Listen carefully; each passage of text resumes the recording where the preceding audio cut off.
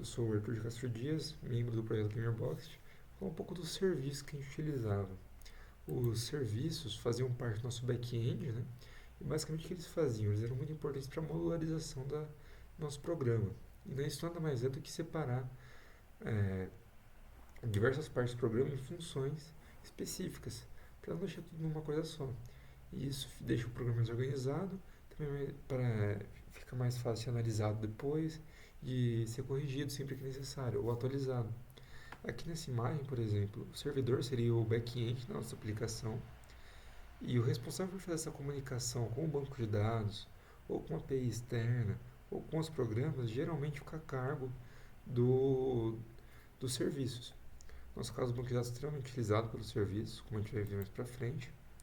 Aqui a gente utilizou três serviços, né, no Gamerbox, que foi justamente o DB, que é Database, que seria banco de dados. Então ele é responsável pela comunicação com o banco de dados.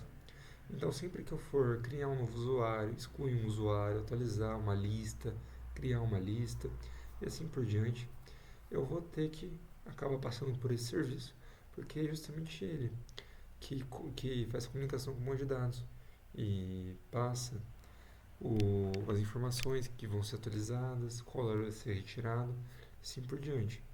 A gente tem o security, que seria de segurança.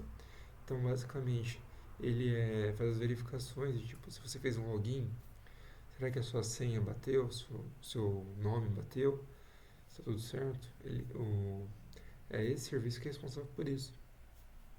As encriptações também são responsáveis por ele. Sempre que você escrever uma senha, ela passa por uma criptografia para ela ficar de difícil acesso, né, para pessoas vendo de fora, assim. E tudo isso é responsabilidade do security. E por último, o RAG, ele é justamente responsável por comunicar com a API, pegar os dados dos jogos, assim, e ele salva as informações no banco de dados.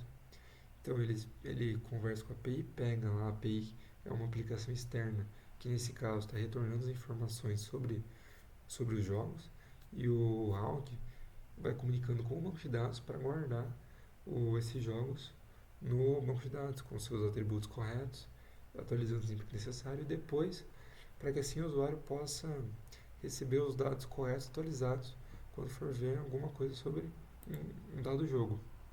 Aqui a gente tem um exemplo do dentro do serviço de banco de dados, uma criação de um follow, que seria de seguir, né, sempre que um usuário quiser seguir o outro, isso ele tem que passar por essa função.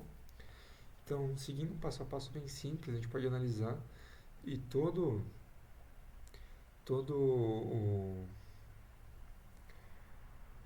todas as funções, pelo menos no servidor de banco de dados, seguem a mesma estrutura, que basicamente eu declaro a função, né, falo que eu em Python, né, estou declarando, porque o nome dela, os parâmetros, nesse caso com é o responsável por conectar com o banco de dados e falar qual atividade vai ser feita, né, passar o, a query, que seria essa frase aqui que fala o que ela tem que fazer no banco de dados, user follower, que é quem vai seguir, e o user followed, que é quem vai ser seguido.